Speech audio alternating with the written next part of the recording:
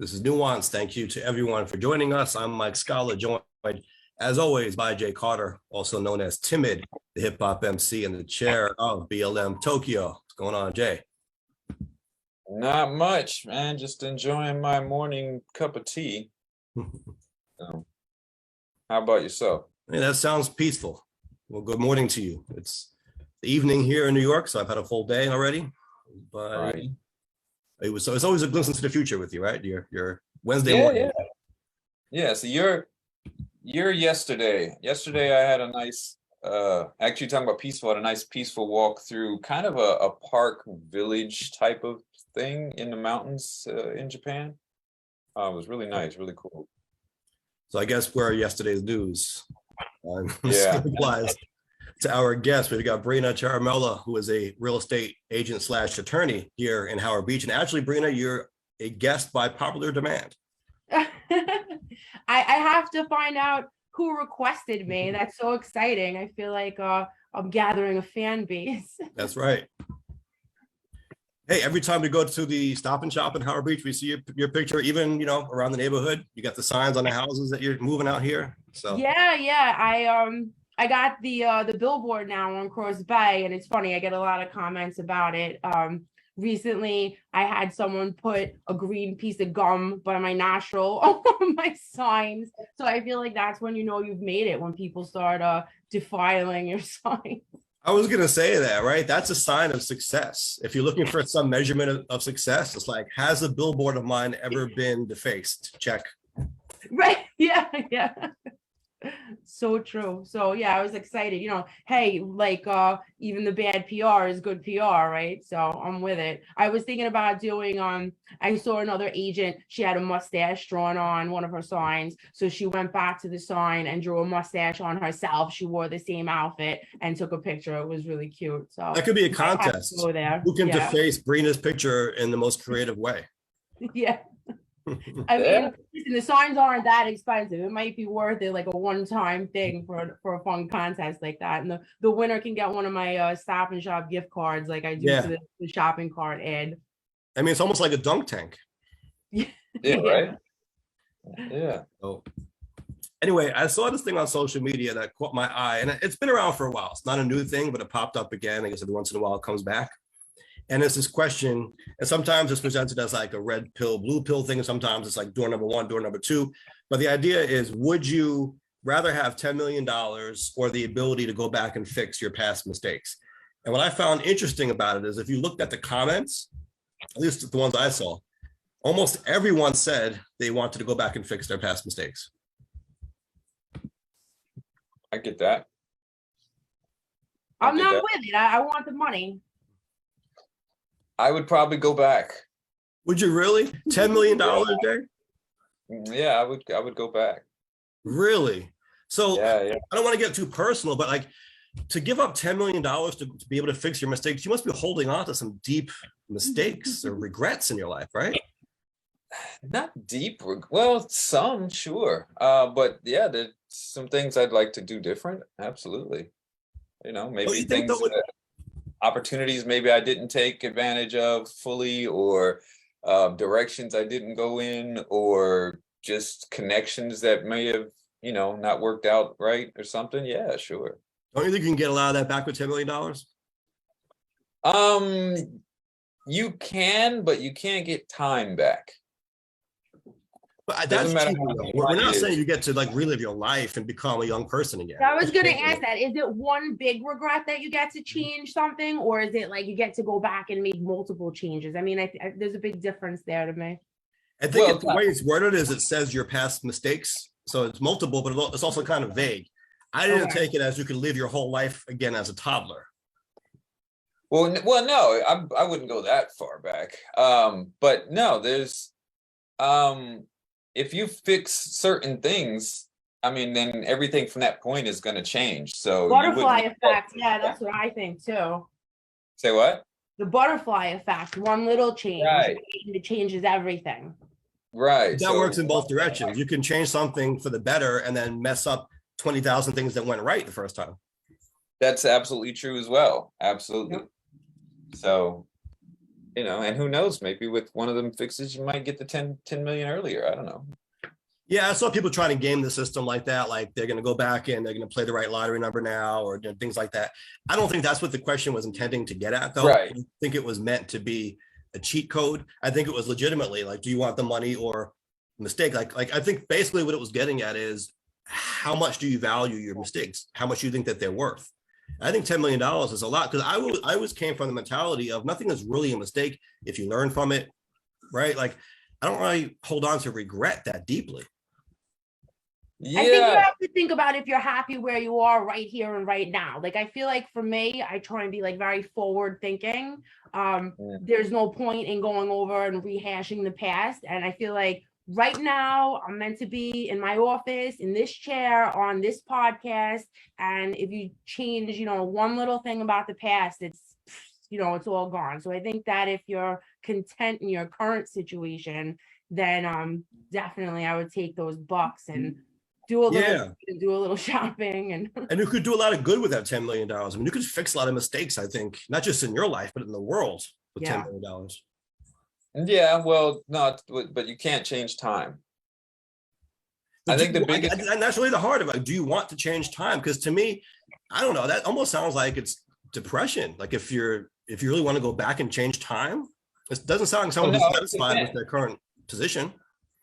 So for example, I would have gone back and had kids earlier. That money won't fix. Okay. So that would have been, that's something you can't change with $10 million. That's something only time changed. They would be different kids though, right? I mean, that's something to consider. Yeah, well, I don't have kids now, so they'd be new to the mix anyway. So yeah, honestly, it surprised me. But to me, it told me that there are a lot of people out there who are just not happy. I mean, that's how I'm interpreting it. They're not really happy with where they are in life right now. I think we see that a lot. I mean, I think it's evident in how, you know, society is in general. Most people aren't happy in the jobs that they're in or the careers that they're in. They're not happy in their living situations, or, you know, most Americans are living paycheck to paycheck. I mean, the large majority, because of, you know, economics, because of whatever is, you know, is going on, you know, in the world. So yeah, I mean, until we have something that is even more fair and balanced, that respects people's work-life balance or just life in general, you're going to have a lot of people that are going to live with those regrets. But if they're living paycheck to paycheck, wouldn't they want $10 million? Yeah, sure.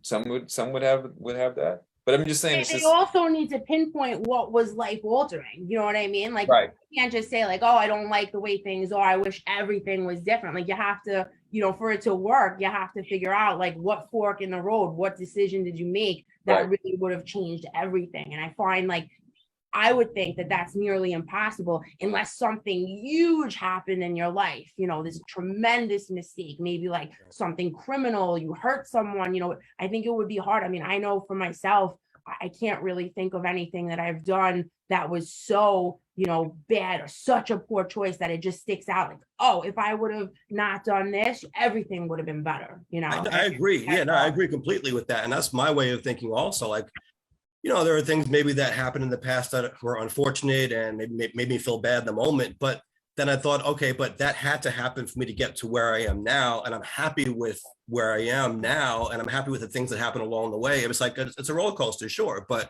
overall, I'm happy with my life and I wouldn't want to go back and change it. I don't know. To me, like, it's ironic, I guess, that it seems like the noble thing to do is not take the money, but it's sad to me that so many people don't want to take the money because it suggests to me that they're just that unhappy with the way their life played out. Why would you say it's noble to not take the money? What do you mean by that? I mean, you're giving someone a choice between taking a lot of money or correcting a wrong. It seems like on its face, the noble thing is to correct a wrong. If you're talking about like doing like what's the I mean, it doesn't mean that taking the money is not moral. It depends on what you can do with it. And, you know, maybe you're taking care of your whole family or more. That's a good thing too. Yeah. But, you know, when it depends what you're looking to correct. I mean, like, Yeah. if I got in a car accident and I hurt someone, you know, if I took the money over correcting that, then yeah, it is, you know, an ethical or moral issue. But like I think like the average Joe that maybe just made some decisions that could have been different, I think that it's fine to take the money. And I'm just wondering what those decisions are. I mean, Jay gave an example, but for all these people who are saying they would not take the money, they would correct their mistakes, what mistakes are they thinking of? I'm really curious. I could think of like maybe an addict wishing they could go back to like that first time that they used something like that. I mean, that would be like a altering, like split second moment that if it was changed, you know, everything would change. Or that first opportunity to invest in Bitcoin when it first came out. You know, you could have dumped a whole bunch of money in there and then sold last year and you could have more than 10 million. Right. There might be some people thinking along those lines too, right? Like it's not truly the way it's being presented. It's just, how can I make even more money? And if I can go back in time, I would know things that I you know, didn't have the foresight of knowing then, and that kind of thing. So you could have people just try and think of it in terms of, I can make even more than 10 million the other way. Yeah, James in the chat, what's going on there, James? Hey, Lixa, James said there's definitely some things he'd want to change, but he'd take the money. Yeah, I mean, I feel like, I don't know, with $10 million, you could do a lot, right? Like you could correct a lot of mistakes or situations that are bad now with that money. Absolutely. Absolutely. Yeah, you could do a lot with that, you know. So now wouldn't be the time to buy Bitcoin with it though. Well, all right. With $10 million, you could buy a lot of turkeys. A lot of turkeys, yes, that's for sure. Big probably good. You would be public enemy #1 in the turkey kingdom. What's the guy's name? Who? Is there like a turkey mascot out there? A turkey mascot? Isn't there like a guy who looks like a turkey, or is that the chicken guy? It was like an old man who like kind of looked like a chicken or looked like, you know. Colonel, are you talking about KFC? Not talking about Colonel Sanders. No, it was like a company. Maybe it was a chicken company though. A chicken company? Am I making this up in my head? I don't know. If anyone out there on Facebook knows, now's their time. Chicken. I think you're making that up. I've never heard of a turkey mascot. What James in the chat says, the gobbledygooker. No, that's not gobbledygooker. You know Purdue. Who that is? It was Purdue. Who's the Purdue guy? I don't remember there being. Wasn't there like an old man who kind of looked like a chicken? I don't remember that. All right, I have no idea. I don't know. You can add this to your list of regrets that maybe you can give and get the money instead of changing it the time that you were alive and talked all about the turkey guy. Wait a minute. No. I'm gonna do a share screen so you guys can see what I'm talking about. Right. I don't know what you're talking about. I see the chat is talking about Frank Purdue. There he is. What about him? He looks like a chicken. Okay. And he sold chickens. That's the guy I was thinking of. Okay, so it's not turkey, it's a chicken guy. Okay. I mean, I guess maybe like the long nose kind of. And the neck. Yeah, a little bit. The wrinkles in the neck. Yeah. Wow. Anyway, I would be in competition with that guy, but on the turkey side of things. Right. Absolutely. Yeah. I'm sure chickens really hated that guy. Right. Absolutely. So we are planning to give away turkeys. I guess that was the whole point of all this. We're planning to give away turkeys. In fact, if you would like a turkey for Thanksgiving, please do contact me because we're going to have a lot to give out. And we want to make sure that we know who needs them so we can figure out the best way to go about this. You know, it's always a little tricky. A lot of people want deliveries, but the more turkeys you give out, the harder it is to deliver them all. And it's really more convenient if people can just pick them up. So what we're trying to do is, instead of having just 1 or 2 locations, have more this time, depending on the need, so that at least if people have to pick them up, it'll be close somewhat to where they live. But that's going to be through my campaign committee. So we're raising funds to do that. Brina is also involved with the turkey drive through Seatown, right? Yes, absolutely. So Seatown on Crossbag off of Sutter. It's right up the block from my law office. Frank and Rose, they're good friends of mine, and they're great community, you know, advocates. So this year they wanted me to help them organize free groceries for 25 families that might be feeling, stretched a little bit thin this holiday season. And, it's everything. It's the turkey, stuffing, other different sides, dessert, everything that you need, soup to nuts to prepare the meal. I know that there are some places that are inviting people to eat, and there are all different ways. Some people are giving out hot foods, but since C-Town is a grocery store, we thought that it made the most sense to, help people out with the groceries. So we actually completed the list today. I reached out to some civics, some politicians. Mike helped me with someone that he deals with often that faces like some food instability issues. We got the list together, and the people are going to be mostly picking up. I have a couple of deliveries going out, very, very limited. Just like you said, it's hard, it gets a little bit crazy with the delivery requests, but I'm really excited about it. And I have to say, like, some of the emails and the texts that I'm getting from these families, it really makes you think, and it makes you feel like I should be giving, not just because it's Thanksgiving, like it's one day that we overload everyone with the turkeys and we reach out. But I think that the number of people that reached out to me and their reactions, it's a reminder for sure that that a lot of people are struggling, and to remember it after the holidays, that they're still out there and they can still use the help. So yeah, definitely. I remember incredible. And, also a couple of businesses were inspired and they reached out with donations, Clearwater Pools, Dr. Gucciardo and Howard Beach. So I just wanted to give them a quick mention, and their donations helped us, reach more families. So. Sure. Now, where can people donate, and until when can they donate? So it's closed out. It's closed out as of this morning because the turkeys have to be ordered. So, yeah. Okay. And how about Mike? How about your turkey giveaway? Yes, and actually, Jay, thank you for helping us with the flyer. See if I can pull this one up. But until November 21st, you got 6 more days to give. It is kind of complicated because when you order the turkeys, it does have to be in advance. So you have to try to get a sense of how many you're going to need. But we're holding our donations open until the 21st, and you can go to tinyurl.com/gobble32 for District 32.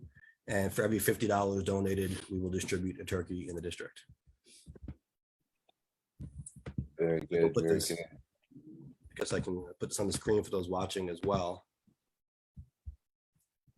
And I'll put the link down in the chat. Oh, there we go.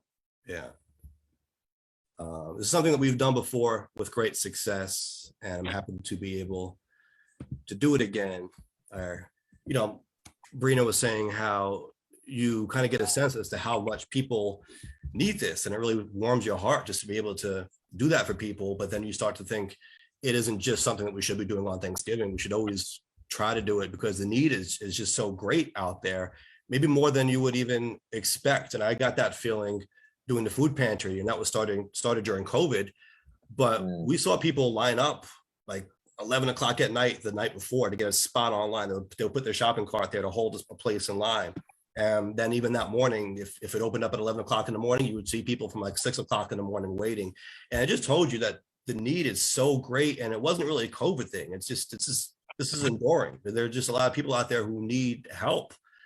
And we need more services like this, and it needs to be year round, and it needs to be, whether we're in good times or not, whether we have a pandemic or not, it just needs to be a permanent program or plural permanent programs out there to help people because there is a real need. And cost of living needs to come into an affordable range.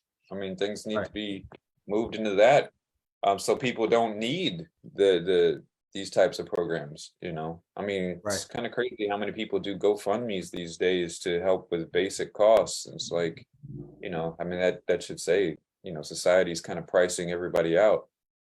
So.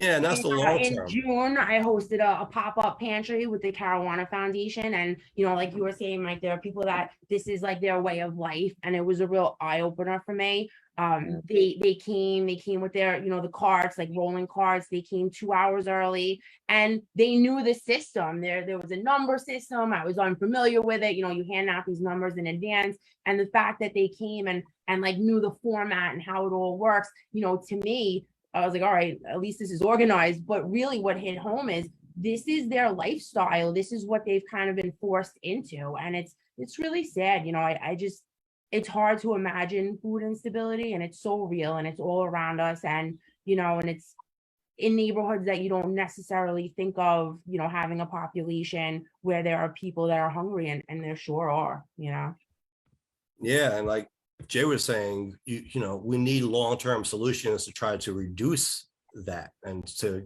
make it so that people don't need programs like this. But until we get there, we are going to need more and more of those programs to kind of, patch that up, make sure people are taken care of in the interim. Yeah, a little bridge, a little, some Yeah. substitution.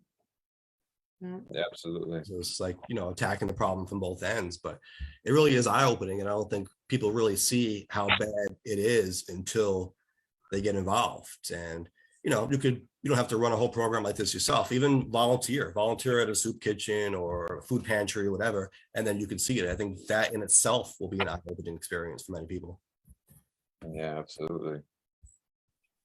So I'll tell like a real quick, like ridiculous story of during the pandemic. I got very anxious at the beginning. And and I have 2 kids, and I started to think like, we're gonna have these huge food shortages. I was one of those people. I bought the extra freezer. So a truck pulls up to the house and starts unloading these pallets. And my husband's like, what is going on outside? There's this truck outside. And I was like, oh, I ordered some vegetables, like some canned vegetables. I'm very nervous that the kids are going to be hungry. The world is ending. I don't know what's happening. And it turned out like I didn't read well on the website the sizes of the cans. And instead of them being normal size, they were 6-pound cans, like restaurant size cans, everything, beans and corn and like all different things. But one of like the worst ones, I thought I was getting sweet corn, but I actually ordered Chinese baby corn. So I ended up with like 300 pounds of Chinese baby corn. But to bring it back to, the idea of soup kitchens and people that are, in need, it sat in my basement for like a year, and to me, it was like this joke, this like COVID fodder, let me tell the funny story of when I threw on my credit card because it doesn't matter to me, all this money in vegetables. Well, let me tell you, it went to a soup kitchen, and they were extremely appreciative to get it. And they looked at what I brought and like on the spot made up, a recipe and served it the next day. So wow, yeah, that's good. I mean, I think you could have also contacted the corn kid from TikTok, and you'd been quite happy. That's great. Yeah, a lot of people, did that. They stocked up on a lot of stuff. I mean, of course, there was the big run on toilet paper, which actually started here in Japan. But yeah, so. Robert Joseph in the chat says, OMG, Brina. OMG, OMG. James in the chat says, my mom bought an extra freezer and put it in my apartment because there was no room in her apartment. Okay. Well, I mean, I was a part of the problem for sure. I was like clearing out the shelves, and it was just, it's a different feeling too with the kids. You're responsible for these other human beings, and to make sure that like, you have all the life sustaining supplies. I mean, I was up at night, clicking the button for the Hello Fresh and like trying to get things to come. And I was thinking about doing like a hydroponic gardening system in the basement. And I was like, wait a minute, take a step back. You've never even grown like a tomato. You're not going to start this whole garden in the basement. Relax. But I did buy a bag of SOS seeds, and it was just mixed like 25 different vegetables in this. Of course, I never used it, but in my mind, I thought we were going to get to the point where I was going to have to start growing things. Yeah, I mean, it was, this is really something that we haven't faced in our lifetimes. I think the last time something like this would have been the 1918 flu pandemic, Right. And then potentially the Great Depression for certain parts of the country. So yeah, I would say some of our grandparents and great grandparents have experienced this, but yeah, we haven't. And also during the wars, you had people being asked to sacrifice in ways that we never experienced in our lifetime. Right. So we haven't seen any of that. So this was new for a lot of people, and a lot of people didn't know what was happening. So yeah, feeling of like a potential instability, and I think of even like our parents, that generation where they had drills in school, maybe there would be bombs, those are the kinds of things that just didn't exist in my lifetime. And I think COVID was really my first taste of this life-altering possibility that this huge thing could happen. And also, it made me think of, we're born here, and you could be born anywhere in a war-torn country, and those folks face those kinds of feelings, every day. Yeah, absolutely. I thought about that also, how fortunate we are just to be born and living here in New York. I mean, even, New York now, yeah, we just went through COVID and everything, but all in all, it's not a bad time in history. I mean, we could have been born in like the prehistoric era with dinosaurs coming at us, or cavemen throwing rocks at us, or trying to burn us alive, eat us. Who the hell knows, right? Yeah, during famine, there are all kinds of possibilities are endless, Yeah. Not to sound like one of those crazy people who thinks that people are riding dinosaurs, but you know what I mean? But anyway, we're talking about our parents' generation, and one thing that we are working on now is the Lions Club in the area. It's the Ozone Park, Howard Beach, Woodhaven Lions Club, and it's really going to be geared towards seniors to try to fill that need. And one of the ideas that came out of it was a seniors prom, which we want to talk about. I think it's a cool idea. But we did have a meeting last night in Ozone Park, which was really the first meeting since the club got going. It started during COVID, and so we weren't really able to do the meetings like we wanted to, but now we're really picking that up. I signed the charter, and yeah, originally it was the Ozone Park Lions Club, and I recommended we expand it to Howard Beach and Woodhaven, and we're doing that. So I'm excited to be part of it.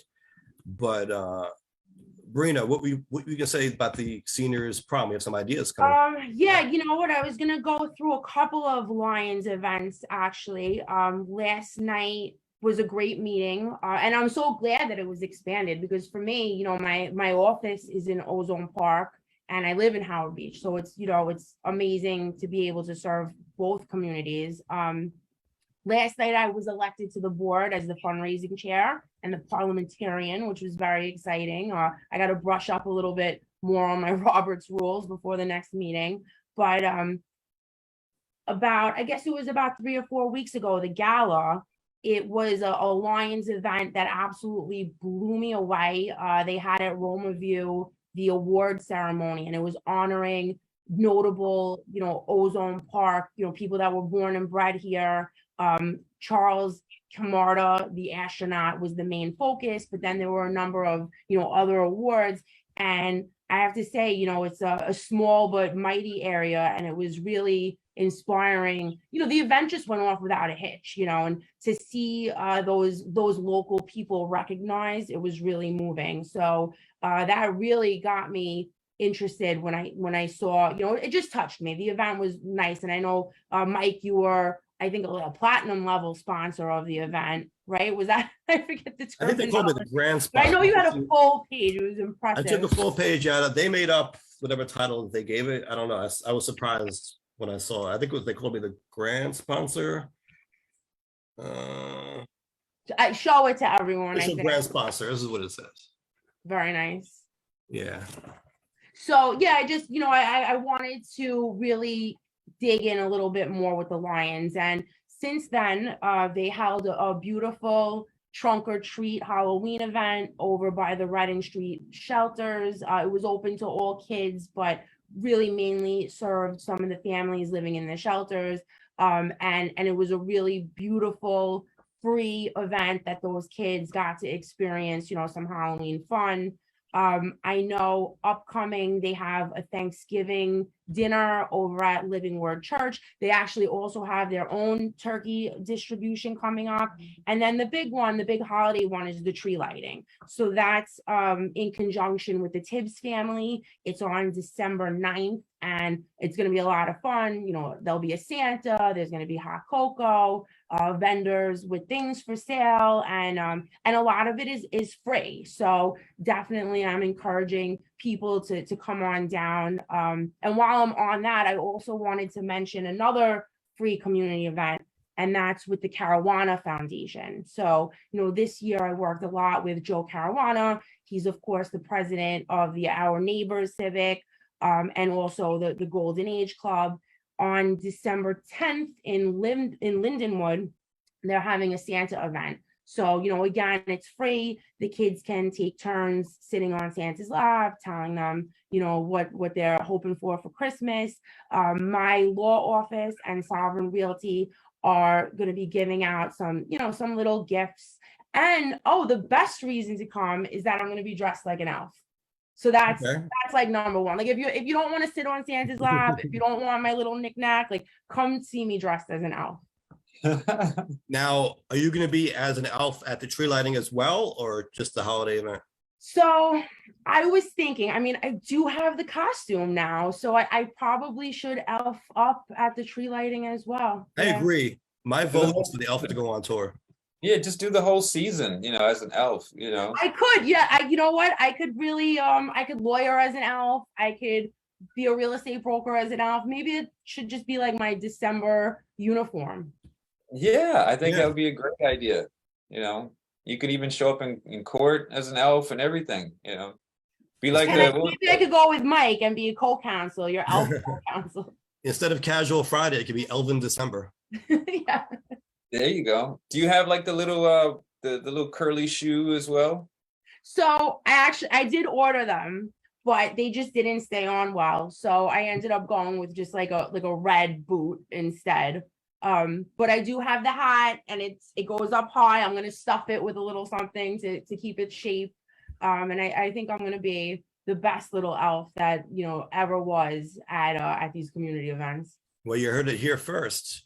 And so December 9th, December 9th, by the Living Word Church at Cross Bay and Sutter, I believe. That's going to be the tree lighting for those interested. It's always a very fun event. It isn't just to light the Christmas tree. It really is a show. It's a great place to bring your children or just to come out and enjoy the community and celebrate the holiday spirit. Yes, meet and come out and meet the attorney real estate agent elf. Yeah, yes. Exactly. You can actually, maybe get some clients that are looking to buy some gingerbread homes, That's right.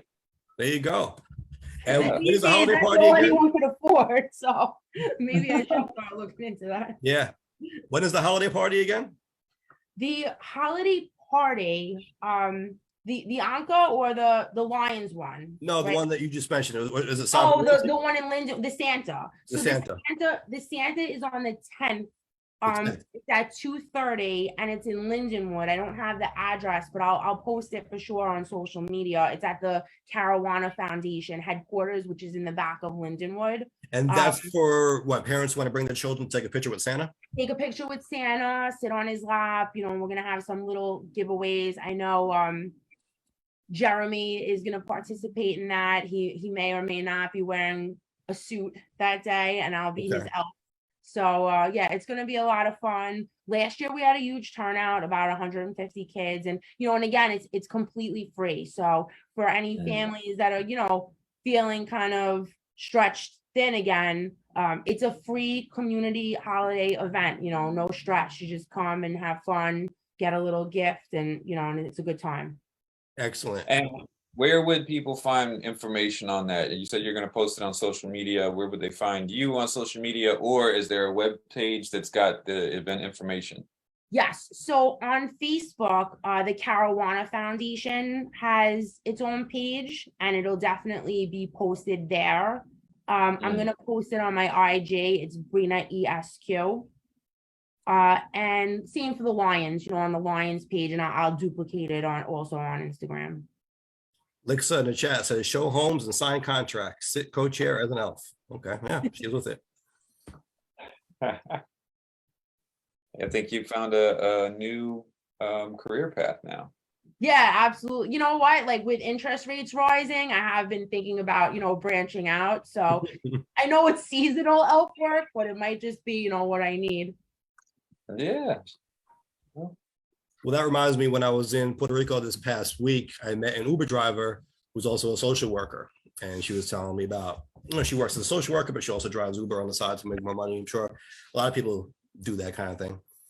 But it was definitely a very interesting trip in Puerto Rico. And I met a lot of interesting people down there. In fact, I was almost inspired to do a YouTube or some kind of video series based on the conversations I was having with people. Like this one particular Uber driver was kind of just striking up a conversations. We were talking about different things, and she mentioned Puerto Rican statehood and how she actually prefers it to become an independent country because she's very proud of her Puerto Rican heritage and she thinks it should be its own country. But she talked about the difficulties associated with that based on kind of how dependent the island has been on the US.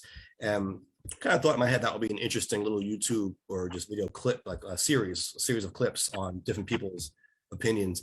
And it doesn't have to be even in Puerto Rico. I mean, you could just be asking, I don't know, Uber drivers questions on different topics. But that was like a conversation that happened so organically. I was like, oh, this is kind of cool, you know? You know, it's funny that you say that because, you know, in the real estate industry, obviously, I deal with a lot of people and their income, their qualifications, and so many different people Uber on the side. I mean, you see it, it's so common when I'm going through loan applications. Yeah. Uber, I'm sure DoorDash, right? All these different things. Yeah. Yeah. People, trying to make up, extra money. Yeah. Well, I did well. Gas price is a killer on it, though. That's the only thing as of late. Sure. Yeah. I did well in Puerto Rico at the poker table, and I learned a new Spanish phrase, and it was de cien. I never knew that before, but when I went to cash in my chips, the cashier said de cien. At first I was like, what? Huh? Because I mean, I know cien is 100, I know de is of or from, but I was like, from 100, like what does that mean? But you know what that means?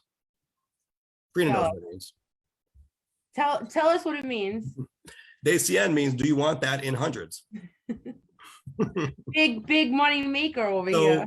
Yeah, and so at first, I felt embarrassed, and I was like, oh, of course that's what that means. Like when she told me what it means, I felt dumb for not knowing it the first time, because I was just thinking of 100. What do you mean of 100? It's not how we would say it. That's actually cool now, right? It's a cool phrase to know, de cien. And the second time around, I went back the second night, and I got the same cashier, and she gave me a second chance. So earlier we were talking about being able to go back and fix your mistakes. She gave me that chance because she didn't say to me, would you like that in hundreds? No, like she gave me the chance to do it in Spanish all over again. It was like deja vu. I went back there with the chips and she said, de cien. And this time I was able to say, de cien. And it was all good. She's like, bueno, she counts out the hundreds. So you see that? Second chances do happen in life. So it sounds like you won pretty big at the casino out there. That's what it sounds like. You went back twice. I had to go back the second time because I did very well the first time, and I did well again the second time. That's what's up. If I'm not mistaken, I would imagine you did poker. Yes, of course. Yeah. But I do poker because you get to play other players, not the house. And when you play the house, the odds are always stacked against you. When you play other players, it depends on how good the players are that you're playing. Yeah. And I'm going to assume this is all above board. This is all, legal gambling. There is no need to seize my phone or anything. No, we're good. Okay. Just want to make sure. Yeah, no, we're good. This is at the casino. Everything is all You good. don't want some random knocks on your door while we're on the live stream here. No, none of that. But I was actually there in Puerto Rico for the Somos El Futuro conference, which is a political conference that happens every year. And it was funny because from what I understand, about 1,500 people from New York come every year. And really the group that does this is an organization that is based in New York, but it serves to empower Latinos. And so they do this conference in Puerto Rico. But what you get is a ton of New Yorkers coming down to this area of Puerto Rico for that week in November every year. And they just kind of like take over the town. And it's funny, right? Like you walk in this part of Carolina in Puerto Rico, and you just see everyone you know from New York City politics there. Council members just walking down the street alone. And it's like, it becomes like a village, like a New York political village in Puerto Rico. Just kind of a funny thing. Yeah, that's fun. You know what it reminds me of? A good friend of mine had a destination wedding once. And I said, it was in the Bahamas, like Howard Beach is in the Bahamas right now. And it was that same kind of feeling. Even on the airplane, it was so funny. Like everywhere you turn, it's like, wait, all of these people were like in this odd place together. That sounds like a lot of fun. And I'm glad you were a big winner. No, Yeah. it definitely is fun. In fact, same thing. I had some friends from Rockaway with me, and we walked into a few different receptions, and a couple different times, someone said, "Oh, is this the Rockaway crew?" I was like, "Yeah, Rockaway's in the house in Puerto Rico."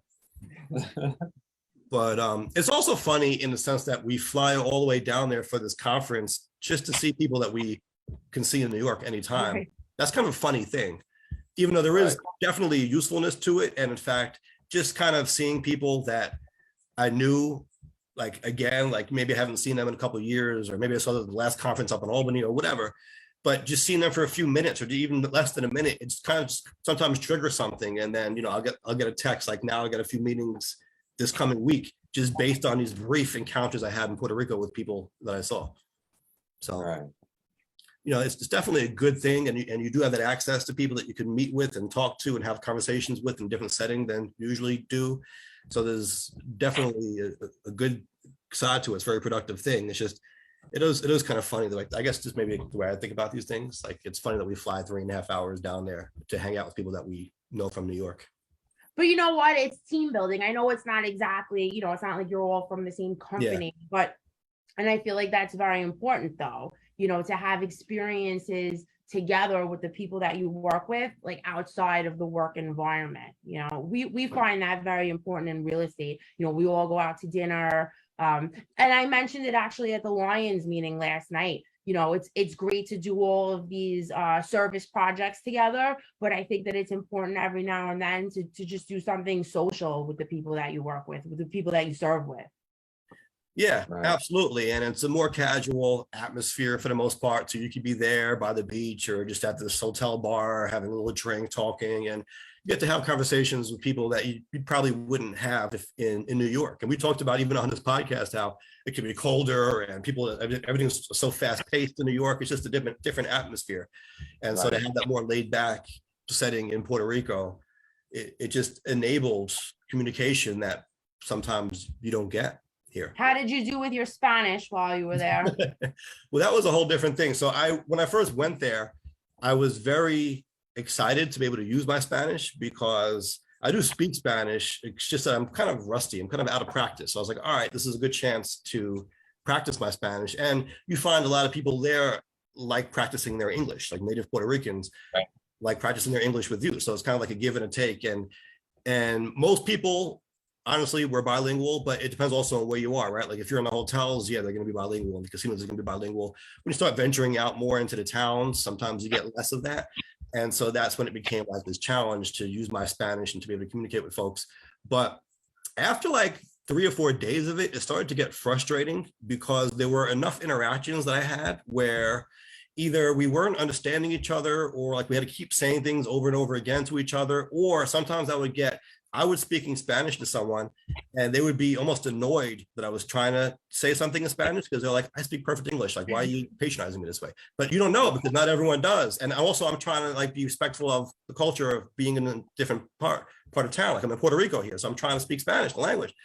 But it's like, it's always a different experience. And after a while, it got a little frustrating because there were like enough of those experiences where it either the language barrier was too much, or, people were just like annoyed. Yeah, and you see some things like that happen out here as well. So if you, for example, you want to practice your Japanese, you've learned it and you want to speak to people, but for them, it might be their chance to speak with somebody in English for the first time, to practice theirs. And it's like, you start to speak in one language and they try to respond in the other language. And it's like, wait a minute, I understand what you're saying. Why don't you speak to me in this? Yeah. It can be that kind of dynamic. Yeah. Yeah, I was going to ask you, Jay, being in Japan, you must have had similar experiences. But I mean, I'm sure over time you've grown accustomed to life there, right? I mean, does it still bother you? No, it doesn't bother me. I use generally, when I'm out and about and I'm speaking in Japanese, what I usually do is, if whatever the language is that's initiated is where I stick with. So if they come up and they're speaking to me in English first, then I'm going to respond in English. If they're struggling and they get to the point where like, oh, do you understand Japanese? Then we might switch to there, or we might do a hybrid of the thing. Yeah. Only thing what if you go up to them, like if you walk into a store or something like that? Right. I usually initiate in Japanese because, we're in Japan. So I'll go in and go in Japanese, and usually, I can gauge what their response is going to be off of that. Okay. So, Okay. plus Jay, can we hear something? I want to hear you say some things in Japanese. Can you do that for us? 何のことを聞きたいですか? All right, what does it mean? What do you what do you want to hear? I mean, that was perfect. That was enough. So here's an example of an experience that I had. The Taco Bell in Puerto Rico actually sold Coronas and margaritas, which is different. So I was like, oh, that's cool. I'm gonna get some tacos and have a Corona. And I ordered in Spanish, right? The whole thing was in Spanish. Everything I thought was good. Then the cashier gave me like a big long speech, and I couldn't really understand what he was saying. And so I asked him to repeat it in Spanish. I said, "Cómo?" And he repeated it, and I still didn't get it. So I just said, "No entiendo." And he got frustrated. I mean, I don't understand. He got frustrated. He went, "Ah," and he rang me up. And then I was thinking, oh, maybe he was giving me a speech about the Corona, because maybe he was saying like you can't take it outside. So I'm not sure, but it was like a big long thing that I didn't get. But then when I went back, they had like this purple ice cream that I wanted to try. I went back, and I guess at this point he realized that I'm an English speaker. So I ordered it in Spanish, the ice cream. And then he just turned to English this time. Like he didn't want to bother with the Spanish. And he was like, "You want the ice cream? What kind do you want? You want it in the cone? You want the cup? You want it?" And then all of a sudden he's talking to me like in perfect English. And I'm frustrated. I'm like, so why couldn't he have given me that speech earlier in English when I said I didn't understand him? But maybe he didn't think I spoke English at that point. Maybe he just thought I was slow. Like, I don't know. Well, he could have, I mean, maybe he didn't assume that you were from America. You could have been from Germany. You could have been from whatever. They could, so he just thought, that was the case there. So That was an Italian tourist, maybe. it could have been, and you didn't speak any English. Yeah. And then when but if he switched to English instead of you switching, then he's going to automatically assume it. So he should have done it the first time. Yeah, but I think maybe at that point he heard me speaking English to someone else. It could be the case. Yeah. And then see, something like that happens, definitely happens out here, because the way Japanese works is you've got your everyday language, but then they have these different levels of like honorifics or humble speech, or these types of different levels of speech. And so when customer service situations, the workers speak in this higher Japanese, and sometimes the words are different, and it's even less direct than Japanese is already. And so it can be very confusing. So you can be on the phone talking to people or talking to them directly. And sometimes I just have to tell them, I say, look, you need to drop the honorific speech and just talk to me in regular speech, because that is very confusing. Yeah. I did enjoy being in the casino where everything was bilingual. Like you can switch from English to Spanish. Like, even like you could say a sentence half English, half Spanish, and it was all good. Everyone was bilingual, But I will say that the dealers and the casino staff, they assumed I only spoke English when I first went in there, because they always greeted me in English, and then they would say the bet in English to me, whereas if it was a native Puerto Rican, they would say the bet in Spanish, like at the table. But for whatever reason, maybe because I showed that I can speak Spanish like that first day, when I went back the second time, I was greeted in Spanish and everyone spoke to me in Spanish. That's what's up. Maybe I proved myself that first time. I don't know. You've run through the trials. You're an honorary Puerto Rican. Yeah. But I do love it down there. But I always have this experience when I go away. If it's a nice place, I'm always like, how much is property here? Can I buy a condo here? I always thought I actually go to open houses when I go on vacation. Do you really? Yeah. I just can't help myself. Wherever we go, I have to open up that Zillow app and check it out. And I've literally gone to an open house. And then I think to myself, like, man, I hate when people waste my time like this. Like, let me not do this. Well, do you pretend that you're there to buy the house, or are you just honest? You're like, no, I'm honest. Yeah, I show up and I'm honest. And if I see that there's another, an actual potential customer, I kind of just wait. But for the most part, if you're an agent, they'll let you walk around on your own. So, but I always have to check it out. Most recently, Pittsburgh, amazing. I mean, I couldn't get over the historical properties. It was absolutely beautiful. But I think, we all have our little things that we kind of drag into the vacation with us, I think. And that's definitely one of mine. Yeah, but if you do that, like say you went to Puerto Rico and you go to open houses while you're on vacation, as an agent, wouldn't you then be able to write off your trip on your taxes? You know what? Absolutely. I think like as a research trip, yes. Absolutely. Yes, That's more what happened. Actually, comparisons for there sure. are some folks I was with who were with the political consulting firm, and they ran into an assembly member in the CVS, and they talked politics for like 30 seconds. I was like, now you can justify this as a business trip. Yep. Write it off. Hey, the money's gonna have to go out anyway, so there you go. No, but It's it a good, it's was. a good habit. Huh? That's it. So it's a good habit that that Brina had. Yeah. But in all seriousness, it was a good trip to Puerto Rico, and there were a lot of networking opportunities. And just, it wasn't just networking. They had different functions, different like panel discussions, and different things like that, talking about even stuff like food insecurity, different topics that we have some experience with here in New York.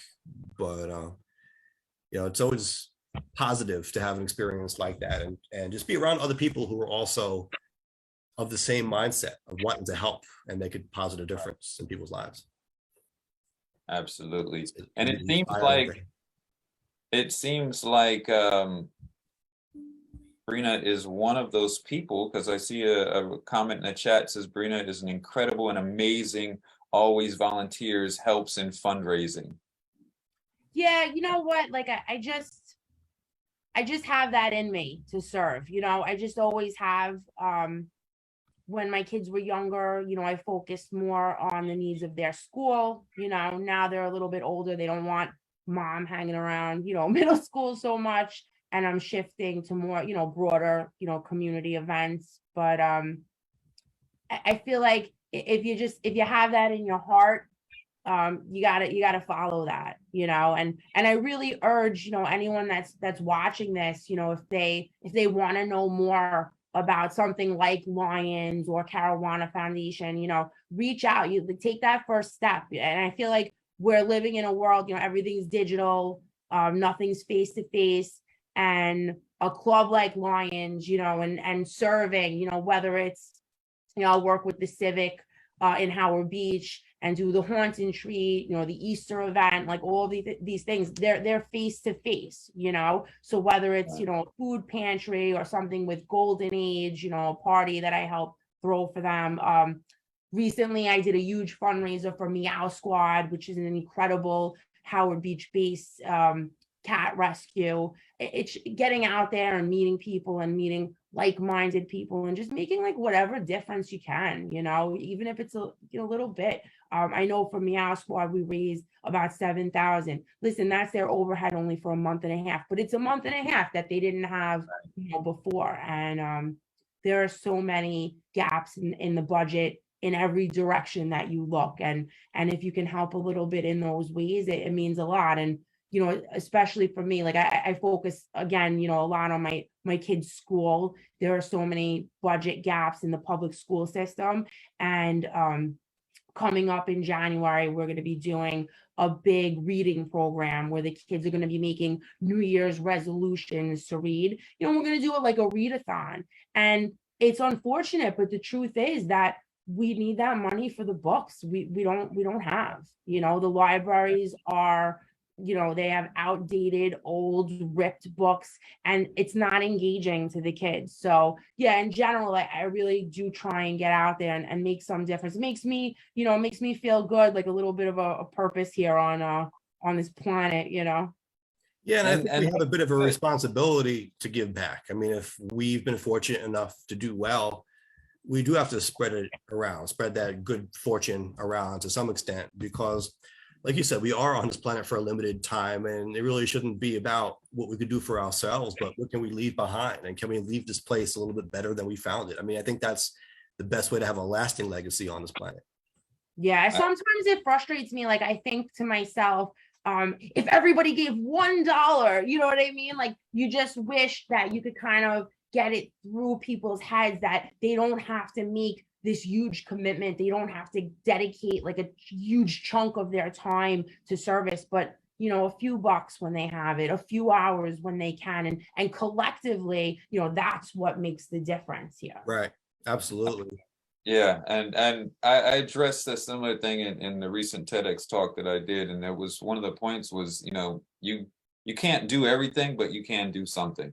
So if there is something that you you want to do something you think needs help or needs to change, you can be a part of it, because there are these groups, these events and things that need help, and always welcome someone to come in and lend a hand. Right. Somebody can't do everything, but everybody can do something, right? Right. Yeah. Absolutely. So sounds like Brina needs her own webpage just for her volunteer schedule. Like, you just named off like 10 different events you've got coming up. So. Yeah, you know what? I don't sleep many hours at night. I keep myself pretty busy. I saw something you posted that was kind of alarming.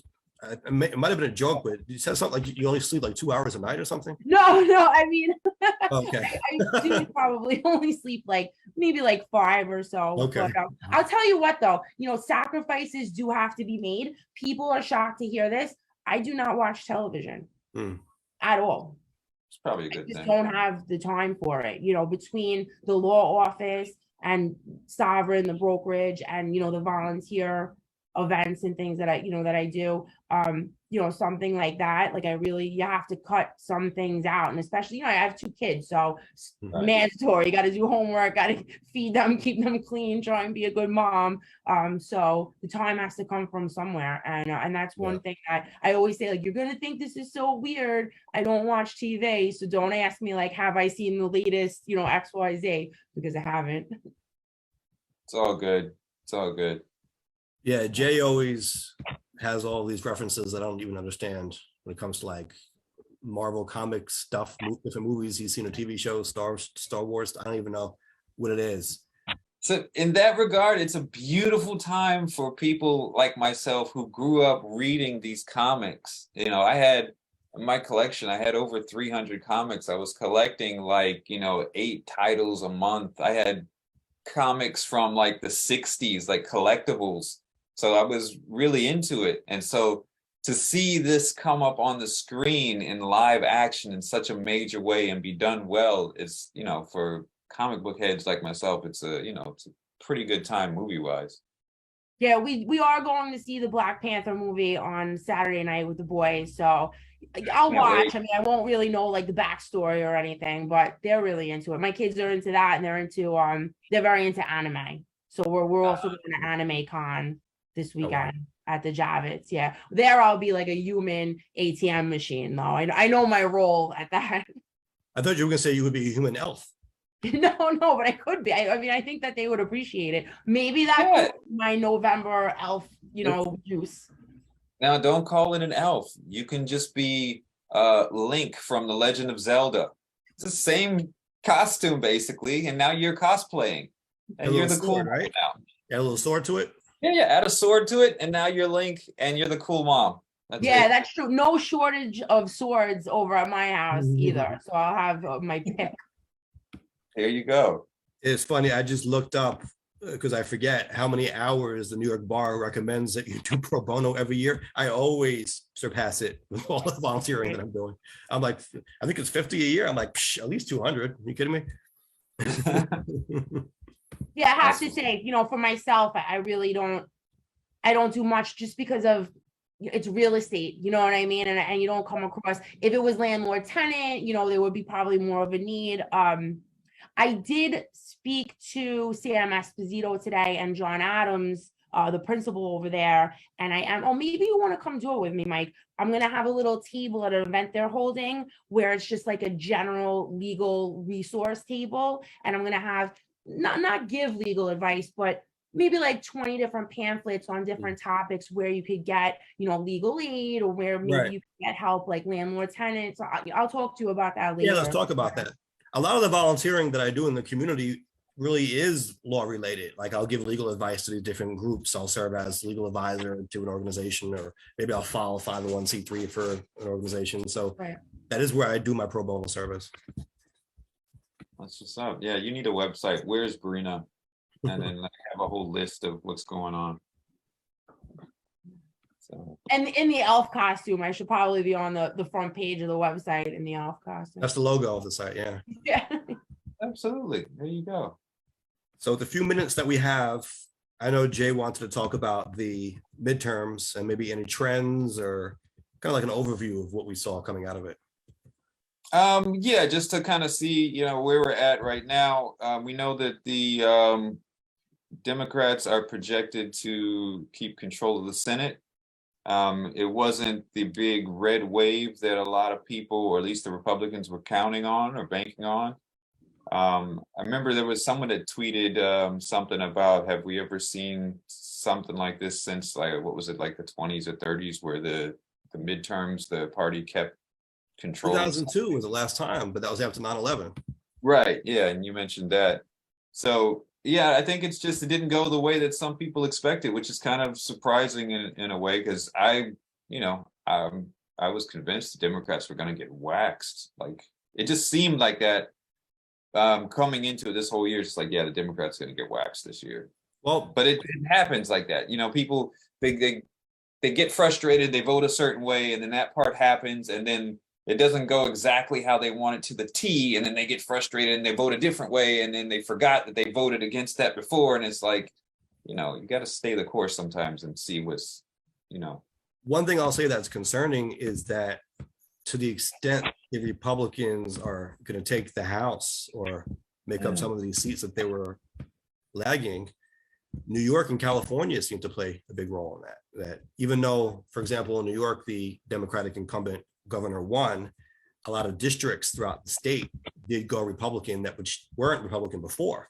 And now you're seeing next year many congressional representatives in New York who are Republican, and that wasn't the case. I was trying to find the breakdown of those numbers, but there was a big swing in the state. Well, you see, Hochul, like you said, she won the seat, but it was 52 to 47. Very close. Pretty close. So, yeah. So the 3 House seats were flipped in New York alone, including a sweep on Long Island for the Republicans. Yeah. So, I mean, that's, some people are unhappy. So they're going to take it out of the ballot box, even if it's, it's kind of funny, because people often, I think, have this ideal picture of what they think the candidate is going to do or be able to do, and then if it doesn't happen, then now it's like, okay, burn the whole thing down, and it's like they want to feel like they're being not represented or retaliatory, need to be retaliatory or something like that. It's like sometimes things take time, Yeah, I mean, and the pandemic just threw a lot of turbulence into all of our lives, and so it's really no surprise that you would see that play out in our political system as well. Yeah. People are not happy, right, in all facets of life. We're going back to the original topic of the show. They would give up $10 million to be able to change something in their life. I mean, that tells you that people are looking for change, and you're going to see that play out in politics. Whichever party is in power is going to take a hit in a time like that. Yeah, and that's what tends to happen. I think just like after Bush, it's like, oh, there's no way that Republicans will ever get voted in an office, and they had Democrats, and then Republican wins. And it's like people tend to forget. They're like, oh, well, this isn't working. I want to try this over here. Well, you didn't like it when that over there was happening. What makes you think you're going to like it again when it's back? And so it just, people get frustrated. Well, here is the data that I was looking for. So prior to the midterms, the New York delegation in Congress was 19 Democrats and 8 Republicans. And beginning in January, it's going to be 15 Democrats, 11 Republicans. So much closer. I think like locally, especially, or maybe even, on a federal level, people have like this idealized vision of this change that's going to come, but they don't really hash out the logistics of how those changes occur, and especially in regards to funding. I see that when, people arguing on like local Facebook groups and things like that. It's easy to say, oh, this savior is going to come and they're against XYZ and we're cleaning out the streets and everything's going to become safe. But it's more complex than that, because it's just such, a complicated system as far as funding these different programs. How do you make these things happen? It's easy to say, in a perfect world we'll have XYZ, but you have to figure out the way to get there. Right. And I think what happens is people get frustrated at the complexities of the system and what they perceive as inaction, and then they say, well, you know what, then we're going to vote as a protest. We know that nothing is going to get done, or we're frustrated that things not happening. So we're just going to basically troll with our vote and just kind of like throw dirt on the system. Right. And I think that's also where things like what we were talking about before, as far as getting involved, comes into play, because then people can have a little bit of a hand in things that are happening, especially locally, to try to do something, to try to make some things happen. Because, it's politicians, either they're going to be, some are going to be more self-serving than others. Some are not going to be able to get things done the way that you want it done. Some are going to be blocked certain ways, or whatever the case may be. There should be some sort of participatory aspect of society to help you get some of the results that you're looking for. Absolutely. I mean, it's a way to get past some of the red tape. And I think that, my work at PS 146 is a great example of that. I mean, are we gonna beg for grants and try and get changes made to the budget? And these things take time and effort. And then, obviously, the principal is working on all these things, but at the same time, you know what? Let's have a fundraiser. Let's fill in those gaps on our own. And you can look at that, you can bring that into anything. The people are hungry. Well, are we going to wait online and send letters and hope for funding? Or can we just work together to get them some food, So, but I also think that it raises the issue of you don't want to fully take over certain responsibilities either. You know what I mean? Like you have to think of it as like a bridge, a Band-Aid, not a solution, because we're all volunteering, but we all have jobs and we have our own responsibilities. And that's really what the structure of society is all about, that, we aren't always thinking of our own solutions, but it certainly helps. Jeremy in the chat says the bureaucracy is corrupt and politicians are just faces / scapegoats. I think a lot of people feel that way. And to some degree, I have to agree as far as the bureaucracy and some of the things that go on behind the scenes, as the deal makers and handshaking and all that stuff that the average person doesn't really want to hear about. They want to hear solutions. They want something to get done. I don't care what your party's philosophy is. Like, get this done. I don't care if this person has seniority and you want them to go first. I don't care. Get it done. And I think that's, But what's disheartening is when people aren't voting for solutions, they're just voting for the rhetoric. I would like people to say we demand solutions and hold politicians accountable to offering a solution, but I'm not seeing a lot of that, especially with this kind of reactionary vote that we're seeing nowadays. It's just like people are frustrated and they're saying we're going to vote for the person who's not in power, or we're going to vote for something different, or we're going to vote for the person who's screaming the loudest. But what is the solution here? I haven't seen that. Right. I think also what Jay said, it kind of brings us into the other discussion that we were having about whether or not, the judges should have, the candidates should have political affiliations. Yeah, well, let's get into that because we want to wrap up, but that was our poll from last week. And mine was 100% no. We asked, should judges be affiliated with political parties? Everybody on my poll on Instagram said no. Right. And it's kind of funny. It's like I never even thought about it until we were having that discussion that, that judges do run on political lines. It's like they're supposed to be judges. They're supposed to be impartial. Like, how is that? How is no one raising a flag on that?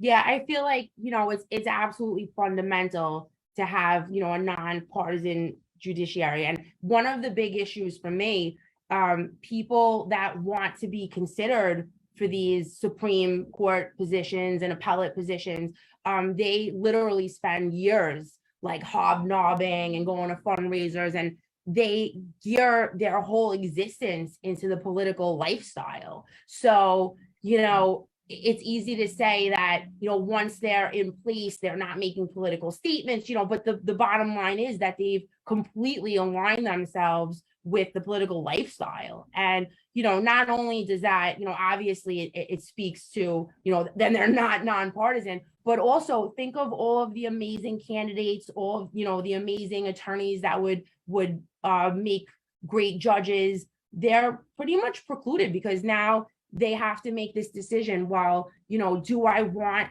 to force myself down that track of, dinners and butt kissing for the next 5 or 10 years, or what, should I just stay, doing what I'm doing?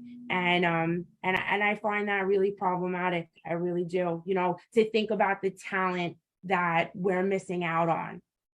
Right. Or those who see a more nuanced view of whatever the thing is, and having to feel like, okay, I have to choose one direction or the other to align myself with someone. It's like, oh, I'm just going to take myself out of this situation because I don't feel completely this or completely that, because, we're supposed to not even be in that area. Right. And then, the bottom line is, let's call a spade a spade. The people who supported you, well, once you're in place, they want something back. You know what I mean? Well, and, and that's. Let me ask this, Tom. I hear all these concerns, but again, the question is, what is the solution? So if we were to get rid of the system we have now, what do we replace it with? How would you put judges on the bench, if not through political parties? I mean, I think they can run, but I wouldn't associate them to parties. Like, you wouldn't run on a Democrat or a Republican ticket. It'd just be a list of judges running that would have no affiliation to a party. And then how there should be more information out there, why not let them, just like, if they were running on lines, like, why couldn't there be a debate, a biography? We know nothing about these people. The problem is now they're not allowed, per the ethical rules, to even say how they would rule on the bench if they were to be elected. So you can't ask them, how do you feel about abortion? Or do you think Roe v. Wade should be the law? They're not even allowed to answer those questions. So should that change? Because if you take away the party affiliations, what are you left with? They're not allowed to speak on how they would behave on the bench. What is left? Just their family history?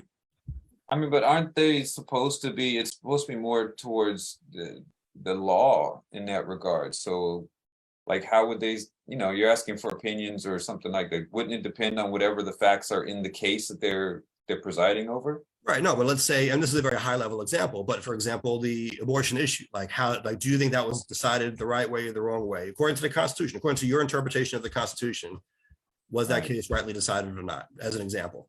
Or you can get the Second Amendment issues or any First Amendment, any of these types of issues. They're not allowed to say that when they're running. So what can they speak on? And how would we as a voter pick between which ones that we want to get elected? If you take the party out of it, and even the party in it now, it doesn't necessarily help us, because what we saw this year was judges were running as Republicans and Democrats. So what is that? Right? Well, everyone picks Mike this year, and then everybody picks Brina next time. It's all a game. Yeah. Right. Yeah. Might be, if people are that interested in voting for judges and whatnot, maybe like Brina said, information. And I would say information in that regard could be, I don't know, case histories. Which ways they presided over, right? Like what they've done as a lawyer, maybe. Right. Their history as a lawyer, their service, the types of cases that they've founded over, what kind of rulings that they've had. And so would be the qualifications, I would think. Much less get very politicized also. I mean, if you had someone who was, let's say, a public defender, I'm sure they would be supported by people who are more liberal minded in that way. You know what I mean? Like that gets very political too. Yeah, but I think to some degree you're not going to be able to get away from that completely. But I would just take the parties completely out of it. I think that it seems very much like there's a bias in that, because there's this. It's just the same. It's similar to, like, I don't like this idea of we have liberal news and conservative news. Like, it's supposed to just be news. Like, how do you have different news? Mm-hmm. It doesn't make it's kind right. of You're saying it's supposed to be neutral. It's supposed to be impartial. They're judges. Right. Yeah. Absolutely. So you're like, well, yeah, we need to have this for conservatives. It's like, no, this is supposed to be factual stuff. Like, you can't have your own view on it. Have your opinion shows, different stuff. But your judge is not supposed to have that type of thing. And I agree. And I agree, we need more information on all candidates running for all offices, including judge. So let's get, I mean, if we can't get how they're going to rule, let's at least get more about who they are and what they've done, not just how many siblings they have. That's what you hear. If you go to a candidate forum for a judge, they say, I can't really speak about anything but my family background, but I grew up, I was the second of 9 siblings, but it doesn't really tell you anything about them. You know what I think is like a very good example of the, making that differentiation between, like Jay just said, the issue went to the US Supreme Court.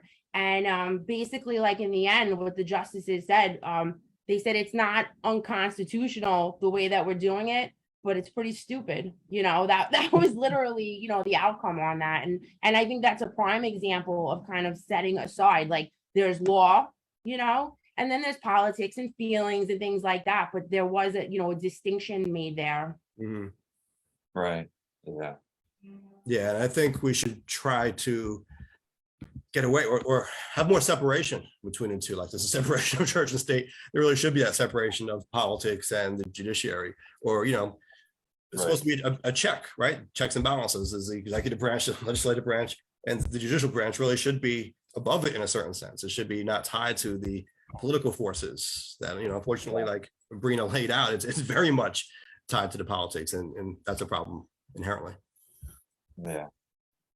But that's the society that we're living in now. So, politically polarized, in my opinion, it's, there's gone are the moderates and a lot of the free thinkers, and, everybody picks their side now. And that's part of why, I know that we talk, and I say I kind of shy away from a lot of it, because in my mind, like, it's just not the way that I operate. I look at the issues individually and I make up my mind, Yeah.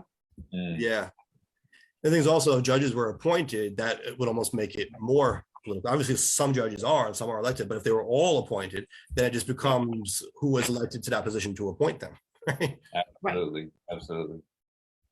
Yeah, so, some kind of like primary, something like that, would make sense. I'd still opt for a cage match. I think that's, it's probably the best way to It's always the best solution. Yeah, or dance off. I'm partial to dance off. Yeah, sure. Dance off, less violence, so that would be great. Lixa says, if we're voting, we should have access to their biographies, listen to debates to make a better choice. Yeah, I mean, if we can get something that they can debate on, I mean, maybe we should allow them to speak on their opinions on the law.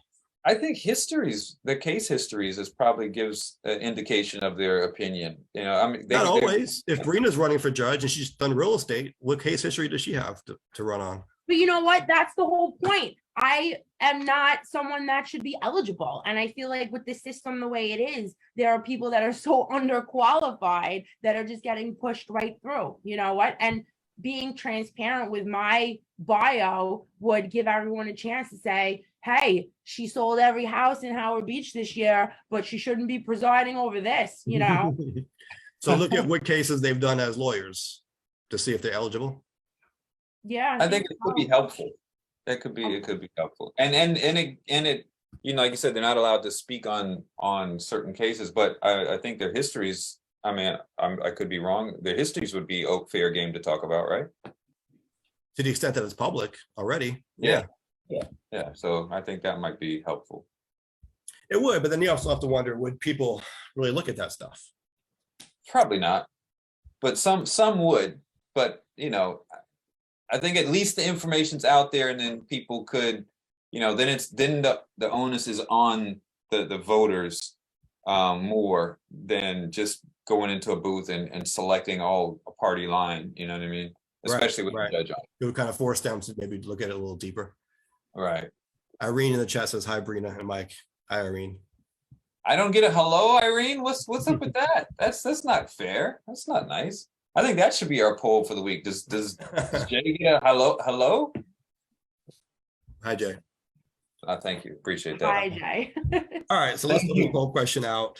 We wanted to ask about the midterm. So the poll question of the week is, do you feel on the whole encouraged or discouraged as a result of the midterm elections? Absolutely. That should be an interesting poll. And I think we are running up towards the end here. And, Brina has said the magic word a couple of times here. So at the end, we like to give the guests the last word to sum up everything or whatever they feel like speaking on, and we call that the bottom line. So I'd like to ask you, what is the bottom line? To me, I mean, I think, from where I'm coming from, the bottom line is, if you have it in your heart, give, a little bit, whatever you can. So, as the holiday season approaches, if you have a couple extra bucks, put it in someone's hand. If you're at the 7-Eleven and someone's sitting outside, offer them a coffee and a bagel. If there's an event coming up that you feel embarrassed to show up to, take a deep breath, reach out, and your service is absolutely wanted and appreciated. So I think, to sum it up, at least from my perspective, it's to get out there, get out there and give what you can. Awesome. That's excellent. I think it's good advice as well. Yes, absolutely. Well said. And speaking of getting out there, Jay, where can folks find us out there? We are on YouTube, Nuance, with Mike Scala and Jay Carter. You can look, now we have the YouTube handle, just go and type in Nuance Show, and that should be easy to get in there. Podcasts, wherever podcasts are, just can go and subscribe. You get it pushed to your device every time a new one goes up, which has been weekly. And we do have a new Instagram account. We're putting some of these things on there, so go and drop there. Also, Nuance Show on Instagram. Sounds good. And thank you everyone for checking us out as always. Thank you, Brina, for joining us. Thank you for having me. And we will catch you all next time.